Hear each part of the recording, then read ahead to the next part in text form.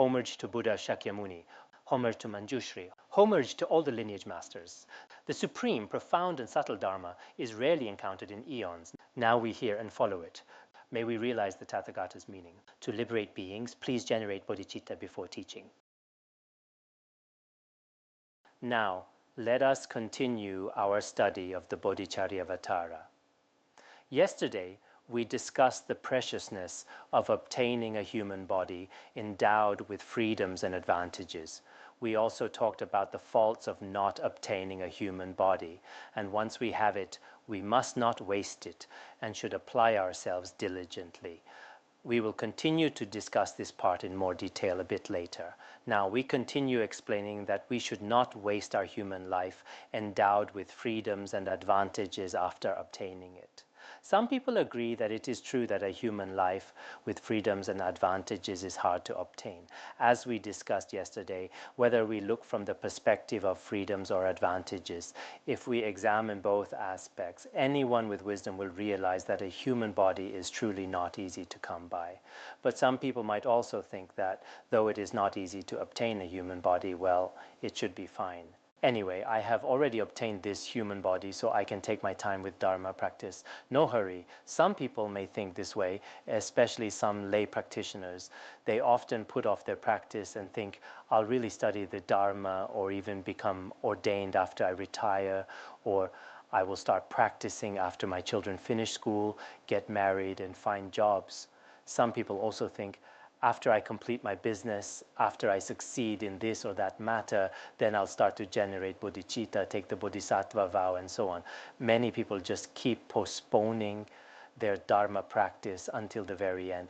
In fact, this way of thinking is not a good idea. Why? When we have to choose between things, we should do the most important things first and leave the less important ones for later. This is how anyone with wisdom and insight should approach their priorities. But if we always tend to put the most important things off until the end, as a result, many people end up with no opportunity to study the Dharma or lose the chance to practice altogether.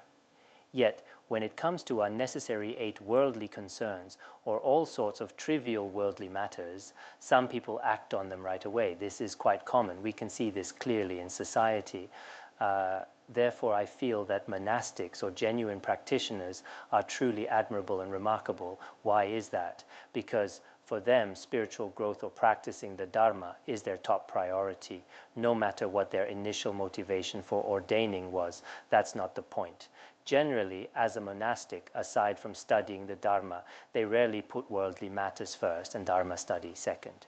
You hardly ever hear them say, I have to postpone my Dharma practice because I'll focus on worldly things first.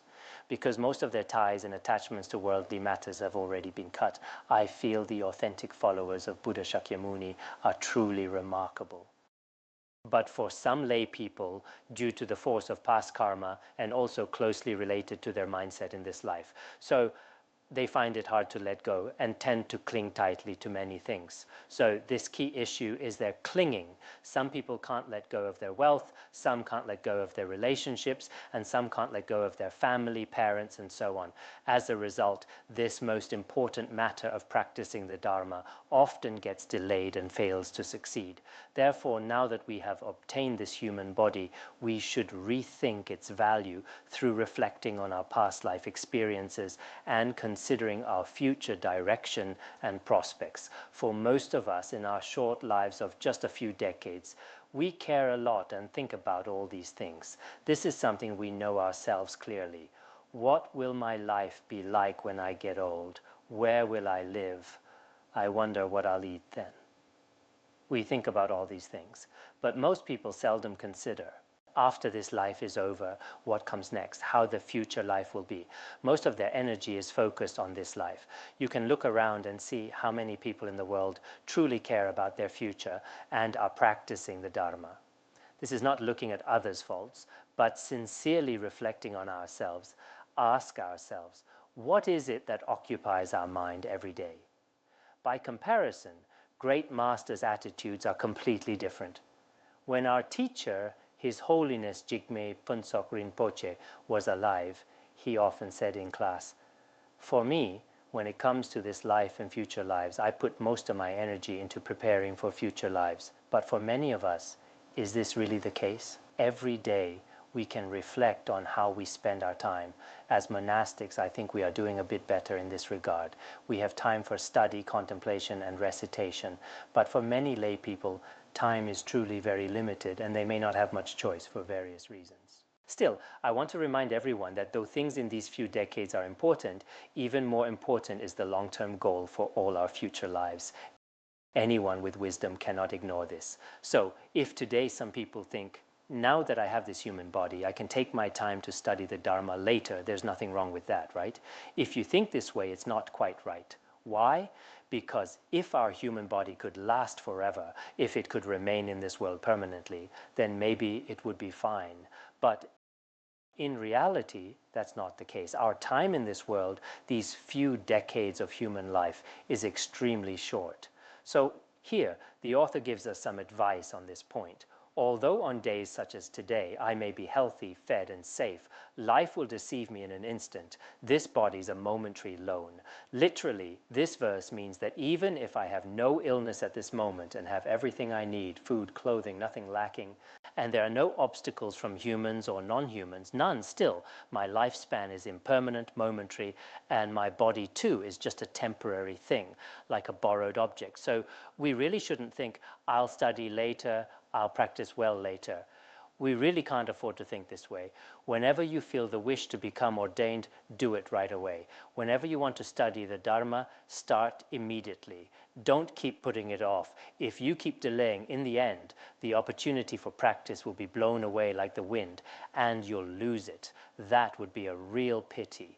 Therefore, when we have developed renunciation and bodhicitta, we should immediately resolve to study diligently. Because I know that some people may think, I probably won't die now, my body is in good shape, I have no illness at all, my health is excellent, and I have no diseases. Right now, my life is going well in every way. I have plenty to eat and wear everything I need. Plus, my work and life are going smoothly. There are no kinds of harm or obstacles. In such a happy time, how could I possibly die soon? That's impossible. So I'll just take it slow and practice later. If you think this way, this is actually a mistaken view and must be abandoned. If you don't abandon it, this habit of procrastination will always prevent you from accomplishing the precious Dharma. So let's consider, why is our life impermanent? First, our existence depends on life itself. According to the Abhidharma Kosha, life is a continuous stream of similar moments, flowing on without interruption.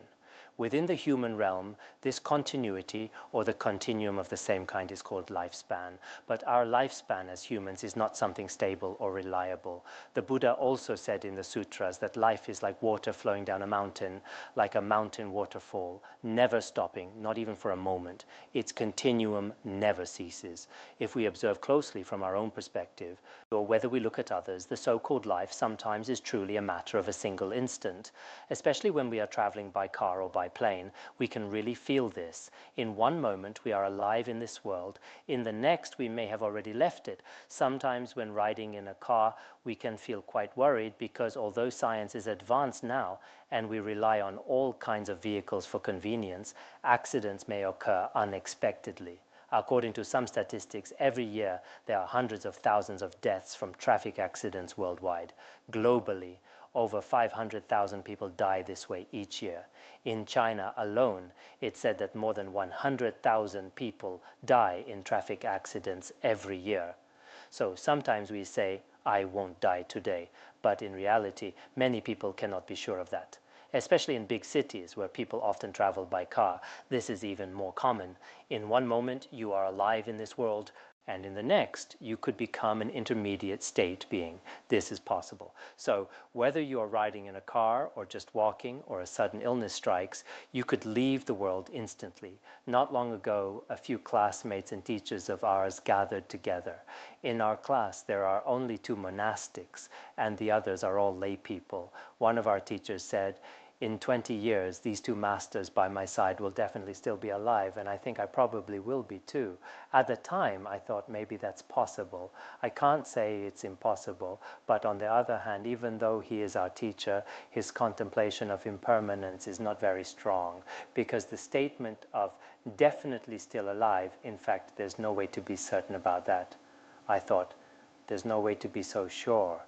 That's what I was thinking at the time. So, for all of us here, whether it's 10 years from now or even next year at this time, the assumption of I will definitely still be alive or I will be definitely healthy then, from any perspective, there's no way to make such a definite decision. So is there any reliability in this assumption? Truly, there is no certainty. Many people understand impermanence in theory, and they know that everyone will die someday. But usually, such a thought of impermanence arises in the mind only for a very short time. Sometimes we may reflect, impermanence is real and swift. Will I die soon? But this thought normally doesn't last long for us. But for those who truly engage in actual practice, those practitioners who meditate in the mountains, they are always contemplating impermanence, contemplating the possibility of death, because they always maintain such an awareness. Apart from practice, they have little interest in ordinary worldly matters. This is also the reason why all the great masters say that meditating on impermanence is most crucial. As for ordinary people, when you teach the principle that there's no reason not to die, they probably say, yes, yes, maybe I won't die, maybe I will die. But their thought of dying is very brief and fleeting. So for genuine Dharma practitioners, it is extremely important to contemplate impermanence. Especially recently, many Dharma teachers here are teaching the Great Chariot, commentary on finding rest in the nature of mind. I'd like to remind you, you also need to take time to practice while teaching it. If you don't actually practice the Dharma, just talking about it, no matter how eloquent you are, it will be of no use when it comes to your own death. On the surface, it seems that all Buddhists can talk about impermanence and can recite its principles fluently. But if you don't put it to practice, you'll not understand it in your heart. In finding rest in meditation, there is an analogy cited from the Avatamsaka Sutra. It describes a person who is deaf, even if he plays beautiful music on an instrument, but he himself can never hear it. This is the analogy for those who do not practice the Dharma. So if we just talk about it or just tell others, it's really of no real use. Therefore, as you study the Great Chariot commentary on finding rest in the nature of mind for each guided meditation practice, please take time every day to reflect on them. Whether it's the impermanence of life or the difficulty of obtaining a human body, everyone can talk about these things. I can say it, you can say it, any monastic or lay practitioner can say it. But in actual practice, do we really contemplate impermanence? If we truly see that impermanence is a matter of a single moment, we will practice diligently right now. Otherwise, life passes so quickly and a human body is so hard to obtain. What will you do if you leave this world tomorrow or the day after? So we must make preparations and arrangements for our future. If you practice well, you will not regret it at the time of death. So in the second half of this year, as you study the Great Chariot, these instructions of meditation practices, could you review or reflect on them as you go along? I know many Dharma friends practice one guided meditation each day, and if you keep practicing and contemplating in this way, you will experience great benefit in your own mind.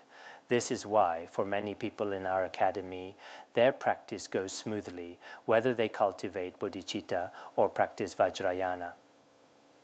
This is because they have established a solid foundation. If you don't lay a good foundation, for example, in some other places where a solid foundation is not emphasized, after practicing winds, channels, and bindus for a few days, students then go to advanced teachings directly and problems arise. Of course, it's wonderful if you have chance to receive more advanced instructions. But I still think the bodhicitta, impermanence, and the rarity of human life are essential and are not at all difficult to contemplate. Please practice them. But ultimately, practice depends on yourself. No matter how much others try to help, if you do not realize its significance and feel reluctant to do so, then it probably won't work. So make your own arrangements for your practice. Whether you practice every morning or before you go to bed or at any time during the day, you need this self-discipline. Practice these precious teachings every day, even just a little. In this way, your practice will not go wrong. That's one benefit. Secondly, When the time comes and you look back on your life, you'll realize, oh, because I laid a good foundation in the preliminary practices, so my view is stable, so too my faith in the three jewels. Therefore, my practice will be successful and complete. So meditating on impermanence is extremely important. Next, we'll reflect from the perspective of our body. Just now we reflected on lifespan. Is there any reason to believe that our lifespan will last forever, that it is free from deception? In reality, there is not. We should never think of our lifespan as something permanent. It is definitely deceptive and unreliable. When I go to sleep tonight, there is no guarantee I will wake up tomorrow morning. I could already be dead. So for each of us, we should often reflect, what if I die tomorrow? What if I die tonight? We should maintain this awareness of impermanence at all times. If you do so, your Dharma practice will naturally improve, because at that time, regarding any worldly matter, no matter how they are prosperous, perfect, or beautiful, you will have little interest in them, just like someone with gallbladder disease who has no appetite for greasy food. Secondly, analyzing from the aspect of the body, in fact, it is also just a borrowed thing. In the Tibetan version of this verse, the body is described as a borrowed object. For example, if someone lends me something, it is only lent to me temporarily. But when the owner wants it back, they will take it. We never know when the owner asks us to give it back. And when they do we have any right to say, you can't take it? Of course not. We have no such right at all. In the same way, our body, when Lord of Death comes to take it away, none of us can be sure when that will happen. Perhaps before this time next year, this body of mine will have already been taken by the Lord of Death to the charnel ground. During then, all the intestines and internal organs will be eaten by vultures, and the eyes and so on will be pecked out by crows and other birds. Everything will be dug out and eaten. There is a possibility of that. So we should reflect on the nature of our body. Is it really something permanent? Is it something that will never change? Definitely not. However, look at people in this world. They are busy and rushing around every day. But for what? Just for this short human life. Are they busy every day for the sake of Dharma practice? I think for most people the answer is no. If they are truly busy for the sake of practice, then no matter how busy they are, it is worthwhile. If they are busy for the benefit of sentient beings and for their own liberation, then I think it is truly meaningful. Of course, as monastics, our views may not be the same as those of lay people. Our perspectives and values in life may not always align. If you feel that what I'm saying is too much, I hope you can understand. But I think that as monastics, we should feel the same way. Why? Basically, we hold the same attitude.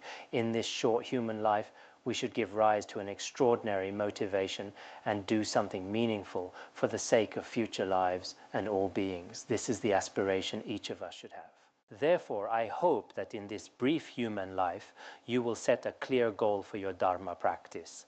If you don't have a goal, you may be like those who have lost their way. It's helpful to reflect. In this short human life, I have already generated bodhicitta, and that alone is something truly meaningful. If I were to die tomorrow, I would be at peace with that. Compared to others, even if my life ended tomorrow, I would still feel content. Everyone should have this kind of preparation in their heart. This is my sincere hope. Next, we will discuss the faults of not obtaining a human body. This will be explained in two parts. First, if we do not obtain a human body in our next life, then we will not be able to practice virtue, which is truly regrettable. This is the point being made here. Behaving like this, I will not get a human body ever again. If I don't gain a human body, there's only wrong and never good. This means that as an ordinary being, when I observe my own actions and behaviors, I know that it will be very difficult to obtain a human body in the future. If I do not obtain a human body, I will certainly fall into the lower realms. And if I fall into the lower realms, will there be any opportunity to practice virtue? Definitely not. Therefore, I must consider this carefully right now. This is probably the case for many people. For some people living in the midst of worldly affairs, they are busy every day in the bustling crowds. What is all this busyness for? What are they really working so hard for? Some people are doing business, some are seeking wealth, and some are just caught up in the 8 worldly concerns. There are all kinds of activities. But if we look closely at our own actions, hour by hour, how much time is spent on virtuous actions and how much on non-virtuous ones?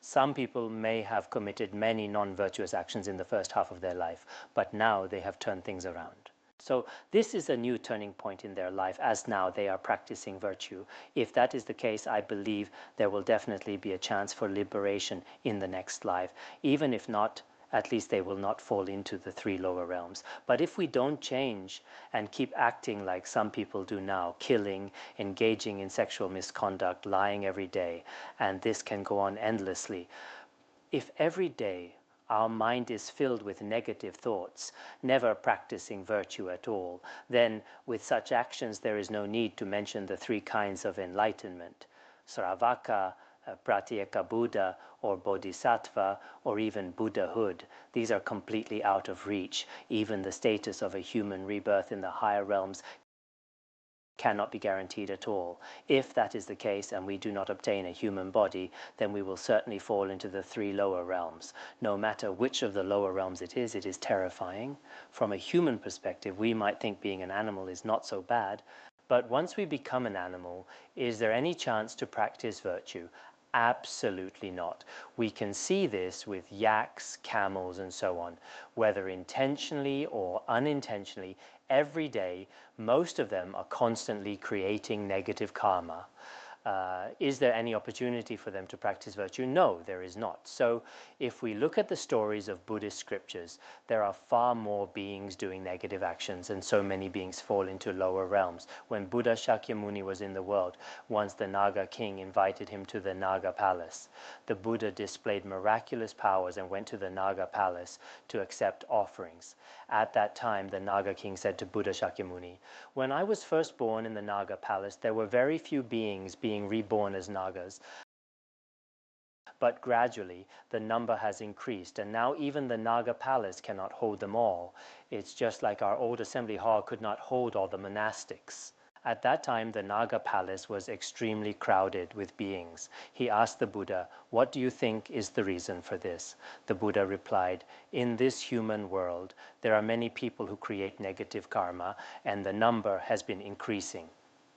Even in the Buddha's time, this was already the case. So they fall into the lower realms as the Nagas. We know that Nagas are still considered to be in the lower realms. Now more and more beings are falling into the lower realms. That's why your Naga palace is running out of space. That's why it needs repairs soon." Just kidding. There really are such stories. So we should understand that if we don't obtain a human life, we will certainly fall into the lower realms. And once we're in the lower realms, there is no opportunity to practice virtue. We all know very clearly, among all the types of beings, among all the beings in the 6 realms, the status of a human being is the very best. As it says in the letter to a disciple, the very basis for the 3 kinds of enlightenment is this present human body. Whether for practicing the Dharma or benefiting beings, the human body is the most precious. Other than the human body, whether as a celestial being, demigod, yaksha, naga, and so on, the body of these beings cannot serve as a true basis for the path of liberation. Therefore, for each of us who has now been reborn as a human, this is truly a wonderful opportunity. Not just something to say, but a real fact. Sometimes when you are alone, you can close your eyes and reflect and truly feel this for yourself.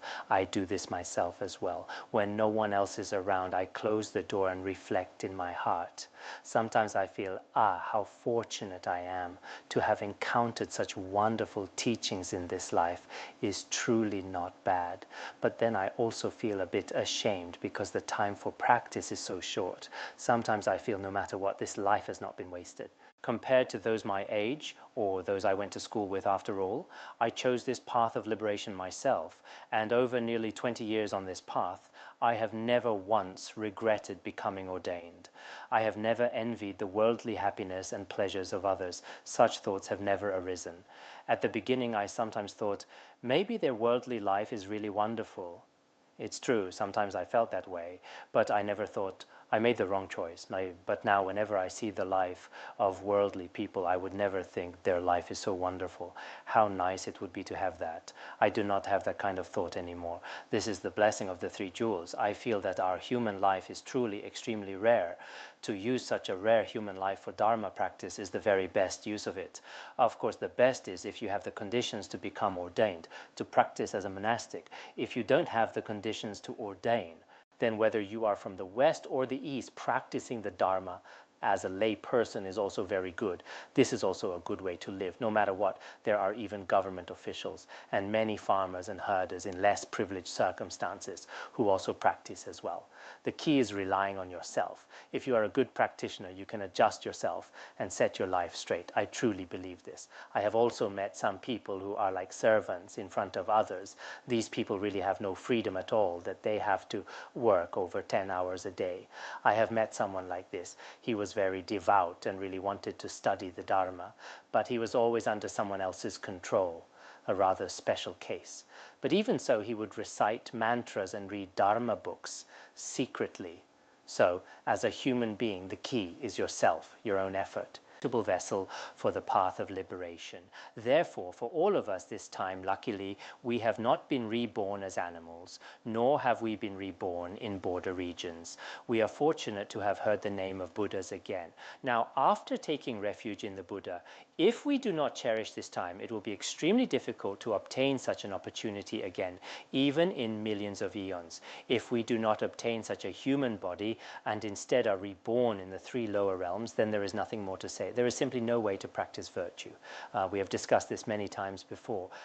No matter how intelligent some animals are, for example, dolphins that save people, there are many amazing stories of smart animals, but in reality, these are just small acts of goodness.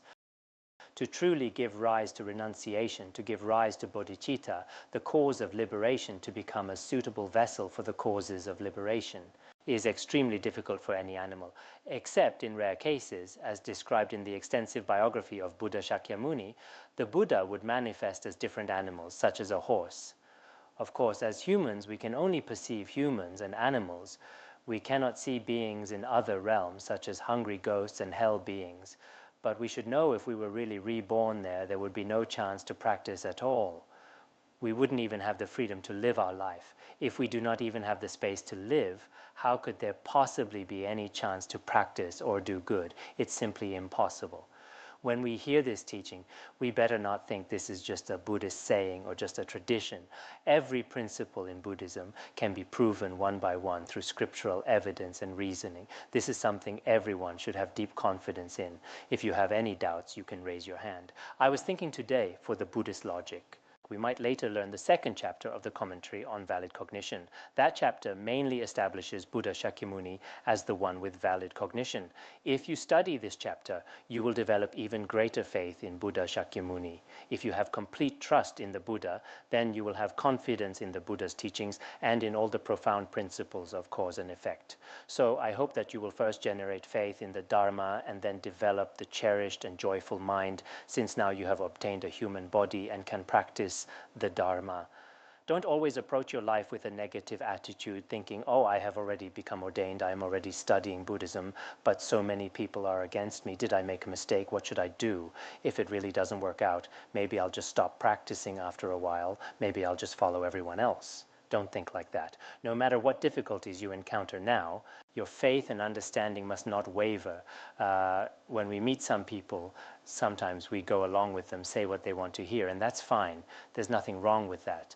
But when it comes to important matters, one should have their own opinions. It is just like a driver who must brake at the crucial moment. No matter what others say, he must brake himself. So, as Dharma practitioners at crucial moments, you must use your own brakes. Don't give up. Otherwise, if you crash, it's over. You'll be in real trouble. All right, let's move on to the next verse. If I do not act virtuously despite my fortune to do good, what will I do when stupefied by the suffering of the lower realms? This verse is saying that right now I have the conditions to practice virtue. When I have the opportunity to practice virtue, if I do not diligently and properly engage in it, then the result will certainly be rebirth in the 3 lower realms. In the lower realms, there is only suffering and ignorance. At that time, what can I do? There will be nothing I can do. How pitiful. Some people, for example, when they can't afford a house, they worry, what should I do if I can't buy a house? Or, what should I do if I trip and fall on the road today? Or, what should I do if I bump my head while carrying something? Actually, these are small matters. There are always ways to deal with them. But if we truly fall into the 3 lower realms, then there is truly nothing that can be done. It is terrifying. So we should try our best not to fall into the lower realms, because right now we have obtained this extremely rare human life endowed with freedoms and advantages. We have also encountered rare and precious spiritual teachers and authentic Dharma. Especially, we have been reborn in the central land where the Dharma flourishes. All the favorable conditions are now complete. If, with all these excellent conditions and opportunities, we do not practice virtue, but instead are often distracted and lazy, and let these precious decades of human life slip by, then it would be a huge waste. After such an opportunity is gone, will I have any chance for liberation? It will be extremely difficult. Of course, for some people, if they are just lazy but don't create negative karma, that is neither harmful nor beneficial, so it's acceptable. Actually, such people are not too bad, as His Holiness used to say. When you come to Larungar Buddhist Academy, if you really cannot study or contemplate, at least don't disturb others. It's fine if you just sleep in every day. Just eat and sleep, sleep and eat. His Holiness's point, I think, was that even this is acceptable. At least they are not creating negative karma. If someone just eats and sleeps all day, without creating negative karma, then whenever they die, even if they have not created virtue, at least they have not created non-virtue. But some people are not like this. They create negative karma every day, which is truly frightening. If they spend their whole life creating negative karma and never practicing virtue, then there will be no opportunity for liberation in the future. If there is no chance for liberation in the future, then they will be controlled by all kinds of suffering and ignorance. For example, not to mention being reborn in the 3 lower realms. When we are in the human realm, if we are suffering greatly, do we have any interest in Dharma practice? Definitely not. For example, if we are exhausted from work, we don't even want to read or recite, and if we're dull or confused, it's even worse. So sometimes when our health is not so good compared to when we were healthy, we no longer have the same energy or spirit to practice virtue. But if we are truly reborn in hell or as an animal, is there any chance to practice virtue then? As Lama Rinpoche has said, and as many pith instructions also state, beings in hells are in such unbearable pain that they have no idea what is happening to them. There is not even a moment's opportunity to remember the Dharma. Under such suffering and torment, is there any chance to practice? Absolutely not. So just as Chandrakirti's scriptural evidence said yesterday, while we are still free and at ease, we must do everything we can to protect ourselves. Every practitioner should keep this in mind. For you personally, this is extremely important. If you let it slip by, there really is no hope. Recently, someone has told me, my friends and relatives got into a fight, and now they're being held somewhere. They are in detention. And I heard that soon they will be sentenced. If they really are, no matter what we try, we can't get them out. So they keep asking me to see if there's any way. Well, that's just how society is these days. But later, thanks to the help of many people and even non-human beings, they didn't end up going to prison. So to speak, they were saved at the door. Sometimes I feel that our human life is just like this. Right now, we must do everything we can to avoid falling into the hell or hungry ghost realms. If in this life we do not take responsibility for ourselves and carelessly create negative karma or harm other beings, then we will fall due to these negative actions. Or if we have not confessed our past misdeeds, then truly, if we end up in the 3 lower realms, there will be no chance for liberation. So now, while we have such a good opportunity, we must cherish it and not be careless. This is the main point of this section. Do not be careless. If we are careless and indulgent, liberation will be very difficult. At this time, it is best to listen to the Dharma attentively in front of one's teacher. Many people now have the opportunity to study and listen to the Dharma. I think this is not easy to come by. Now we are promoting this teaching through various means. Some people outside are deeply moved and very eager to learn. Some have the attitude that it doesn't matter whether they study or not. Of course, we are ordinary people, and what we do now is simply hoping for what is truly beneficial for you.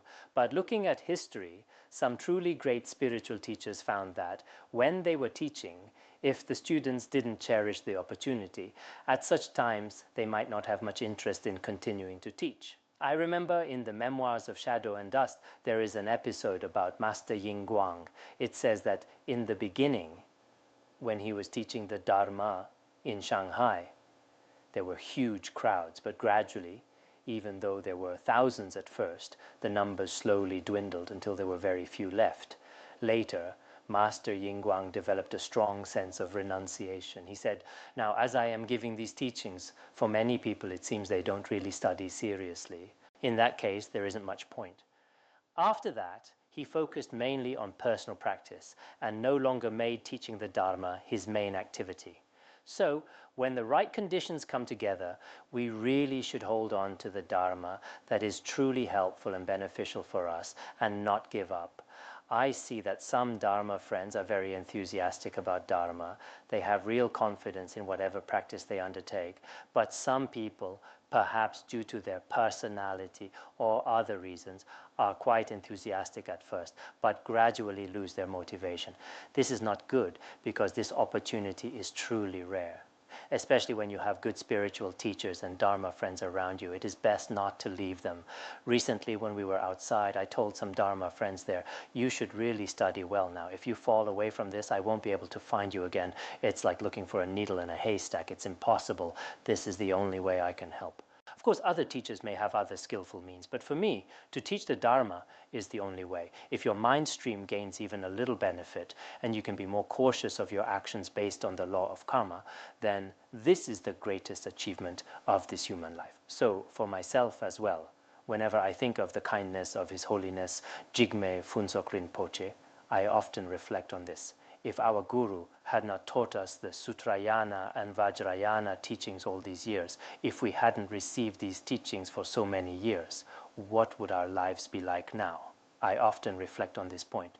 Of course, studying Buddhism is not something that brings instant results in a day or two. It's impossible to see dramatic effects right away, but it is also impossible not to see any effect at all. Therefore, you should value listening to and practicing the Dharma. Recently, some people said, there's a precept ceremony outside, I want to go. Of course, receiving precepts is very meritorious, and I rejoice in that. But while you are currently studying the Dharma, it is best not to give up halfway. If you discontinue it, you may not know if you will ever have the opportunity to continue your study. So, while we have the opportunity to receive Dharma teachings, we should regard everything else as secondary and make sure to truly seize this chance. I believe this is an attitude that we should all strive to cultivate. Next, we will discuss if we do not obtain a human body, we will not reach the higher realms. This is the issue being discussed here. If I do not perform any virtues and accumulate misdeeds, I'll never, for billions of eons, even hear the words, the higher realms. Here it says, if I am reborn in the lower realms, there is absolutely no opportunity to practice virtue. Instead, I will accumulate boundless negative karma in the lower realms. Once I fall into the 3 lower realms, especially the hell realms, there is no chance for liberation even after 1 billion eons. I won't even hear the names of the higher realms, such as the human or celestial realms. If I can't even hear the names, then there is certainly no chance to practice virtue there. So now that we have obtained a human body, it is best not to fall into the lower realms. We should let it be the starting point for heading in a positive direction. Omniscient Longchenpa often said in his teachings, whether in finding rest in the nature of mind or finding rest in meditation, that we should not be distracted even for a single moment. We must seize this opportunity and practice virtue day and night. Our lineage masters, not only they themselves have practiced virtue diligently for many lifetimes, they also encourage others to do the same. You can look at their life stories for inspiration. But for us ordinary people, lifetime after lifetime, we have created so much negative karma, intentionally or unintentionally. But now we are still very distracted and sluggish. So I think the difference is really huge. From now on, we should follow in the footsteps of the great masters. We must never fall into the 3 lower realms, because once we do, there is absolutely no opportunity to practice virtue. Just as we discussed earlier, is there any animal in the world, no matter how intelligent, that truly practices virtue, generates bodhicitta, or develops renunciation? We probably cannot find even a single example. Among so many animals in the world, can we point to even one that truly practices virtue? It is almost impossible to find one that practices virtue. But when it comes to non-virtue, not to mention hell beings and hungry ghosts, even among animals, there are so many who create negative karma. I remember His Holiness Rinpoche once shared a story. During a retreat, under the eaves of his retreat house, there was a mountain sparrow, and there was also a cuckoo there. Later, in the sparrow's nest, when the chicks had just hatched, one day the cuckoo grabbed one and dropped it from the sky, killing the baby bird on the ground. The chick died. After that, the sparrow was very upset and kept trying to get revenge. Later, somehow, the sparrow found a small worm and cleverly found a way to hang the small worm under the eaves. One day, His Holiness noticed that the cuckoo ate the small worm hung by the sparrow. After eating the worm, the cuckoo died, left hanging in the air. It was blown back and forth by the wind. When His Holiness Rinpoche looked closely, he found that the sparrow had somehow found a tiny nail outside and put it inside the body of the worm, piercing it with a small nail.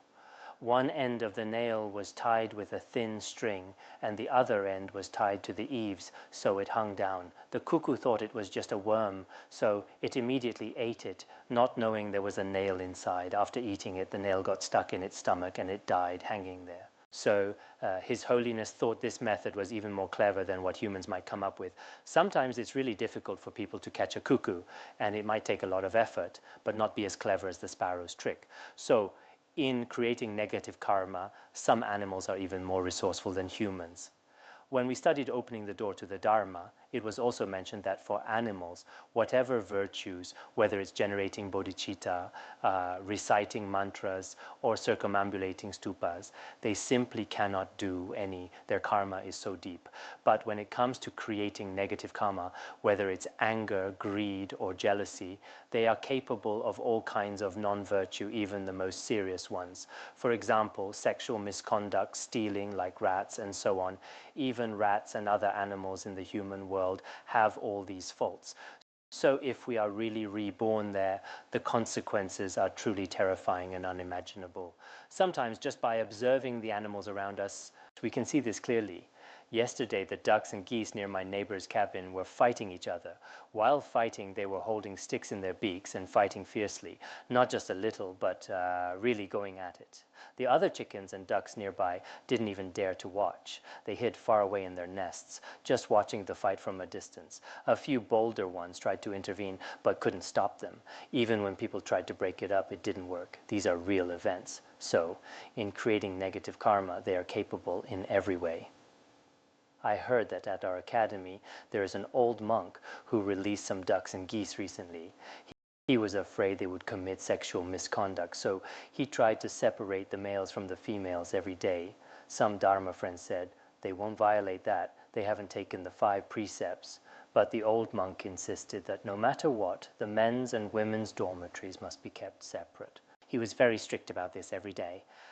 Anyway, I sometimes think it's probably difficult to manage them in this way every day, because now they have already been reborn as animals. No matter what we do, it is difficult to tame their minds and bodies. All we can do is recite the Buddha's name in their ears, and this is very meritorious. So whether it's the animals around us or those in other places, we can see this clearly. They can easily do all kinds of negative actions, but when it comes to virtue, they simply cannot accomplish any. Therefore, whenever we see these pitiful animals, we should reflect and vow, I hope I never become like that. If we do, there is truly no hope for liberation. It is as if we have already been sentenced to death. Once the sentence is passed, it is almost impossible to be rescued from the court. It is nearly impossible. Whether you appeal to the prosecutor or the court, it is probably useless. So before the sentence is passed, we should do something.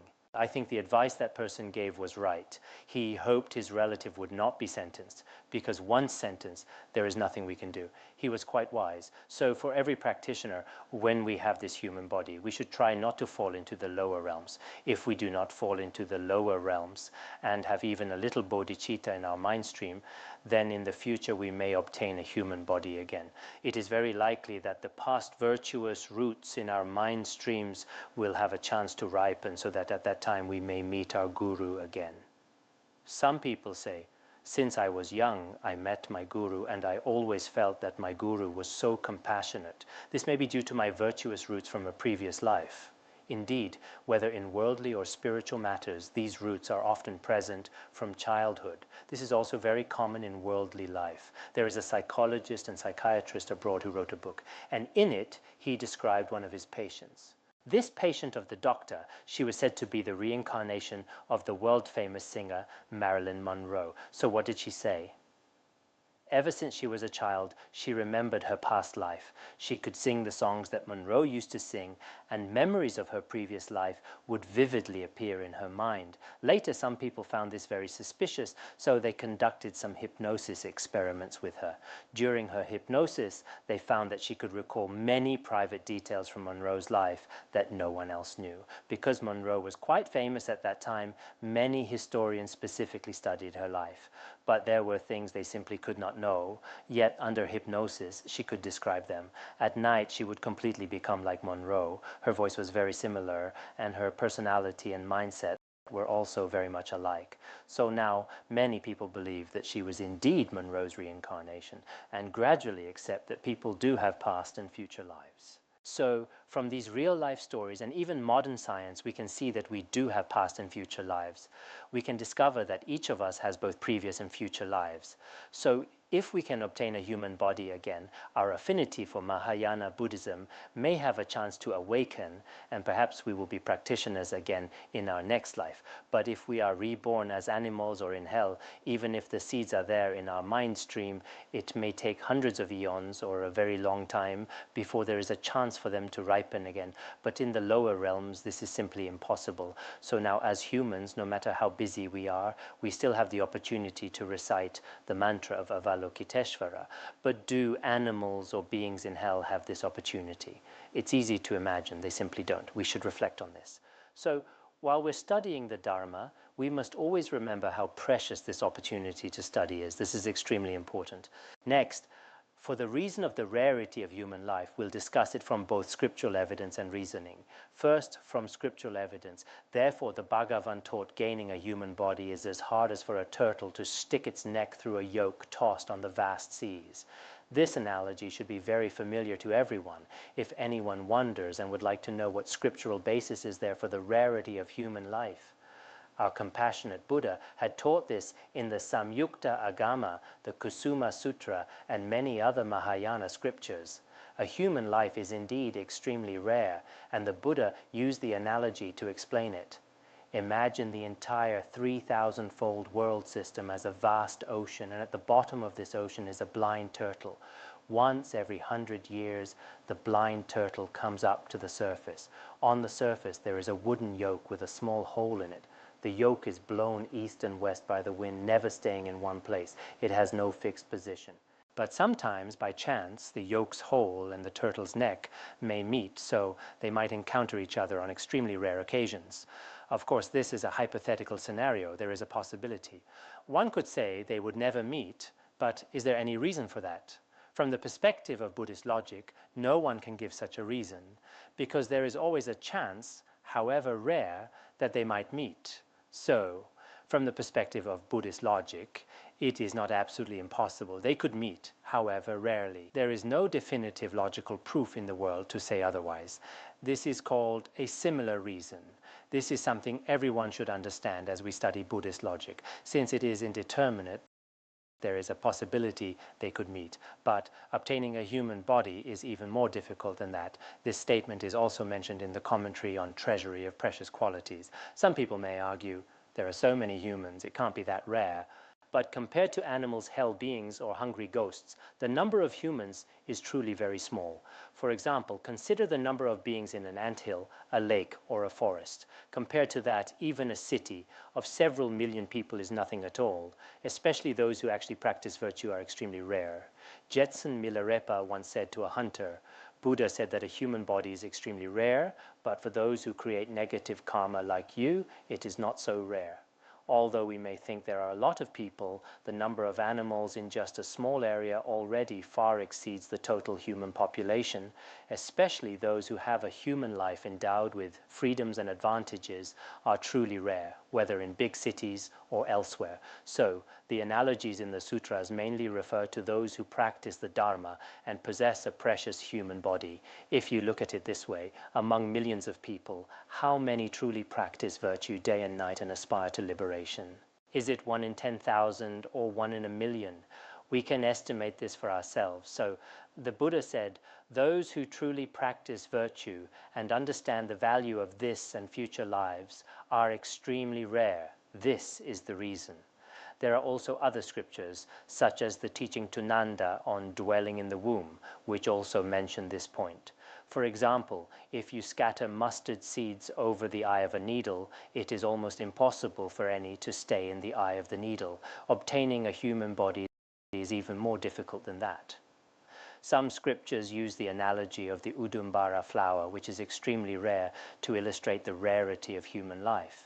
No matter what, through these analogies, everyone should realize that a human body is truly hard to obtain. Since we have obtained this human body, we must not waste it or be careless. We must be diligent. Not being careless means being attentive and cautious. If we are not cautious now, we may fall. For example, when we cross a very steep cliff, we must be careful, otherwise we might fall.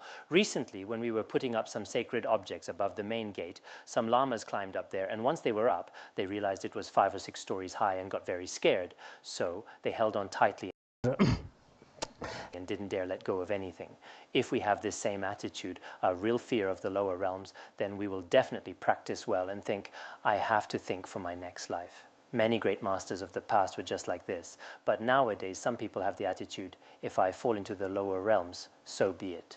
It's similar to how some people today say, what's so bad about being in prison? I can live there too. They think, it's fine, I can get by in prison. But this is an ignorant way of thinking. Anyone with wisdom can see that this is not right.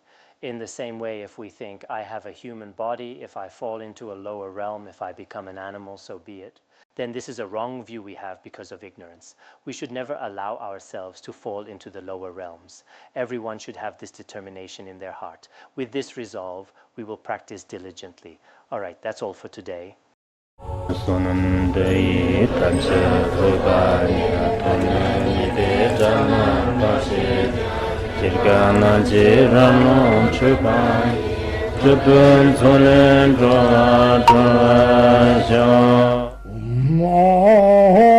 Bandara Badna Sodargye Bandara Badna Sodargye Bandara Badna Sodargye